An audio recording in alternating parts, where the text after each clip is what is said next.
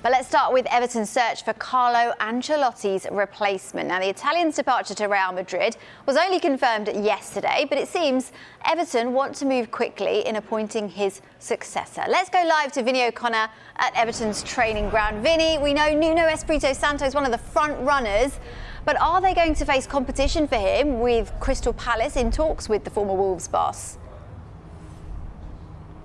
Well, that's right. We understand Nuno Espirito Santo still over in Portugal at the moment. That's after having held talks with Crystal Palace. But as you say, Everton wanting to move swiftly to appoint a new manager as well. Carlo Ancelotti, we know, had talked about transfer strategy with the powers that be here at Everton, and he had already identified that he wanted to bring in a right back, he wanted to bring in a winger as well. But effectively, transfer business is on hold until Everton find a successor to Carlo Ancelotti. So why is Nuno Espirito Santo under consideration? Well, our understanding at the moment is that Farhad Moshiri has been impressed with the job that he did at Wolves. He believes he's someone who can come in, work with the current squad, but also shape it as well into a squad that will be challenging for the major honours in the game. As I said, Nuno Espirito Santo still over in Portugal after those talks with Crystal Palace. But our understanding is that Everton could well open talks. In fact, we understand that Everton will open talks with Nuno Espirito Santo later today as well. Now, as for other potential candidates, well, not surprisingly, they're again being linked with David Moyes. He was so close to getting the job when Carlo Ancelotti took over. He still has a family home up at Lytham St Anne's as well, not too far away from where I'm stood at the moment at Everton's Finch Farm training ground. He had 11 successful years, of course, the high point of fourth place finish in the Premier League. And he's had success, hasn't he, in the past season at West Ham as well. That effectively triggered the 12-month extension to his initial 18th-month deal with West Ham, and negotiations well advanced over a new 3-year deal for David Moyes as well, which might make that a little bit tricky for Everton to get him if they were to turn their attention in that direction and perhaps overlook Nuno Espirito Santo. But as I say, as things stand at the minute, we know things can change very quickly at the minute. While Nuno Espirito Santo and David Moyes are at the top of that short list of candidates, it's Nuno Espirito Santo who will open talks with Everton over possibly succeeding Carlo Ancelotti later today.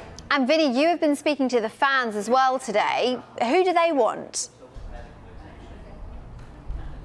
Well, Evertonians have got a bit of romance about them. They all obviously know the history of the football club as well, and that points to an Evertonian appointment. The reason being that the managers that have had success at Everton and delivered trophies are those who have played for the club as well. So, in that respect, one name that kept getting mentioned by Evertonians earlier today was, of course, Duncan Ferguson, another name, and going back again to the 1995 Cup final as well. David Unsworth, of course, and both Duncan Ferguson and David Unsworth well versed in the current setup here at Finch Farm as well. But I think the major overriding feeling amongst Evertonians today, when we spoke to them a little bit earlier on, was major disappointment and frustration that Carlo Ancelotti will not continue the rebuilding job that he started 18 months ago.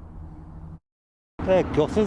He just, all the promises, want to be there for the new stadium, and then boom. But I suppose you can't blame him, the Lord of Real Madrid. Roberto Martinez linked with a move back here, obviously has already had a spell here. Record points total, but it didn't quite happen for him after that. No, I know, yeah. I thought if you come back a second time, it doesn't really work. But we'll see. We just have to wait and see, don't we? The other one that's been mentioned has been Rafa Benitez. Jamie Carragher has been calling for Rafa Benitez. Yeah, I disagree with Jamie on that one. Don't think it's the right person for us.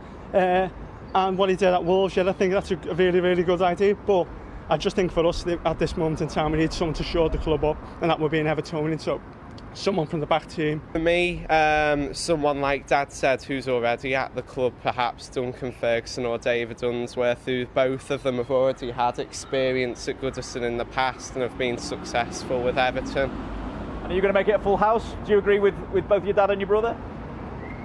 Yeah.